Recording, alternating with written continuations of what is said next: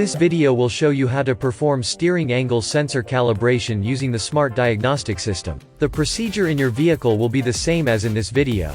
After successfully linking the SDS to your vehicle, select Workshop Tools. Then Steering Angle Sensor Calibration. Chassis Controls. Anti-lock brake system. ABS initialization. Follow the on-screen prompts to complete the procedure.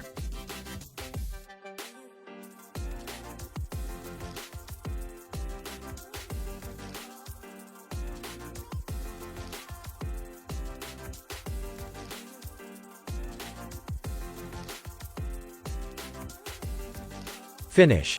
That's how to perform steering angle sensor calibration.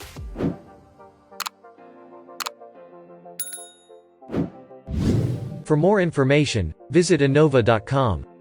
Find the problem, fix the problem.